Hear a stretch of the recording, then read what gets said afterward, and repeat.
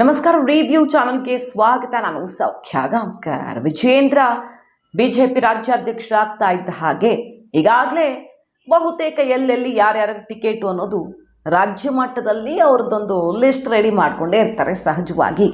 ಈ ಪೈಕಿ ದಕ್ಷಿಣ ಕನ್ನಡದಲ್ಲಿ ನಳಿನ್ ಕುಮಾರ್ ಕಟೀಲ್ ಅವ್ರನ್ನ ಭರ್ಜರಿಯಾಗಿ ಗೆಲ್ಲಿಸ್ಕೊಡಿ ಅಂತ ಕರೆ ಕೊಡುವ ಮೂಲಕ ಅವರೇ ಅಭ್ಯರ್ಥಿ, ನಮ್ಮ ಕಡೆಯಿಂದನೂ ಯಾವುದೇ ತಕರಾರಿಲ್ಲ ಅನ್ನೋ ರೀತಿ ಕ್ಲಿಯರ್ ಮಾಡಿಬಿಟ್ರು.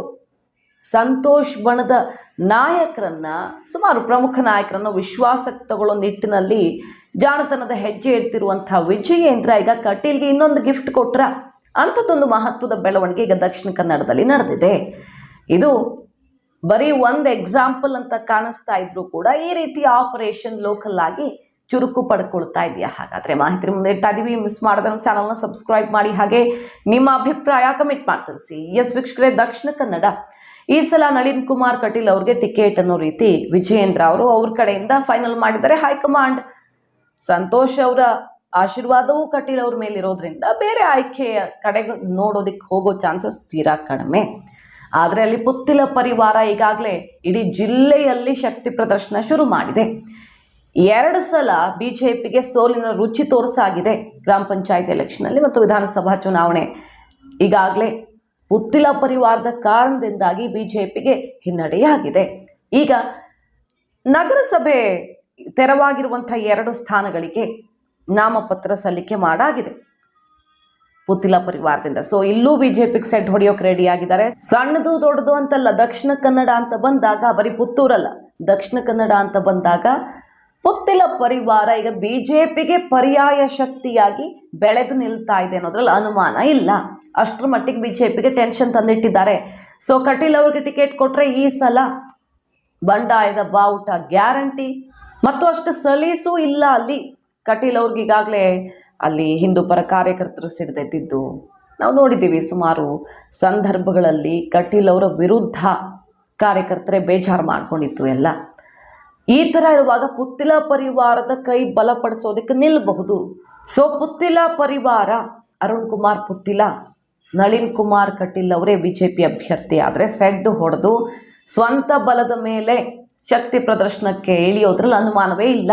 ಅವರು ಸ್ಪರ್ಧೆ ಮಾಡೋದು ಗ್ಯಾರಂಟಿ ಅನ್ನುವಂತಹ ಸುಳಿವನ್ನು ಕೊಟ್ಟೇ ಬಿಟ್ಟಿದ್ದಾರೆ. ಬಿಜೆಪಿ ವಿಶ್ವಾಸಕ್ಕೆ ತಗೊಂಡು ಅವ್ರಿಗೆ ಟಿಕೆಟ್ ಕೊಡುವಂಥ ಸಾಧ್ಯತೆಗಳು ತೀರಾ ಕಡಿಮೆ. ಯಾಕಂದರೆ ಈ ಥರ ಹೋದವ್ರಿಗೆಲ್ಲ ನಾವು ವಿಶ್ವಾಸಕ್ಕೆ ತಗೊಂಡು ಅವ್ರಿಗೆ ಟಿಕೆಟ್ ಕೊಟ್ಟು ಮಣೆ ಹಾಕ್ತಾ ಕೂತ್ರೆ ತಪ್ಪು ಸಂದೇಶ ಹೋಗುತ್ತೆ ಅಂತ.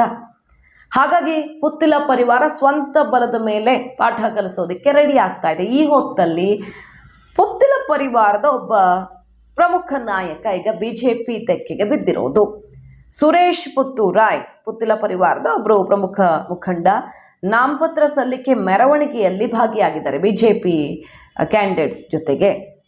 ಪುತ್ತೂರು ನಗರಸಭೆ ತೆರವಾದ 2 ಸ್ಥಾನಗಳಿಗೆ ಎಲೆಕ್ಷನ್ಗೆ ತಯಾರಿ ಆಗ್ತಾ ಇದೆ. ಈ ಹೊತ್ತಲ್ಲಿ ನಡೆದಿರುವಂಥ ಬೆಳವಣಿಗೆ, ಸುರೇಶ್ ಪುತ್ತೂರಾಯ್ ಈಗ ಬಿಜೆಪಿ ತೆಕ್ಕೆಗೆ ಬಿದ್ದಿರೋದು. ಹಾಗಾದರೆ ನಿಧಾನಕ್ಕೆ ಪುತ್ತಿಲ ಪರಿವಾರ ಸೇರಿರುವಂಥ ಬಿಜೆಪಿಗರು ಅಥವಾ ಬೇರೆ ಅಲ್ಲಿನ ಸ್ಥಳೀಯ ಪ್ರಮುಖ ನಾಯಕರನ್ನು ಬಿಜೆಪಿ ಸೆಳೆಯುವ ಪ್ರಯತ್ನ ಮಾಡ್ತಿದೆಯಾ? ವಿಜಯೇಂದ್ರ ಸಾರಥಿಯಾದ ಬೆನ್ನಲ್ಲೇ ಕಟೀಲ್ ಕೈ ಬಲಪಡಿಸೋದಿಕ್ಕೆ ಎಲ್ಲಿಲ್ಲದ ಪ್ರಯತ್ನ ನಡೀತಿರೋ ಥರ ಕಾಣಿಸ್ತಾ ಇದೆ.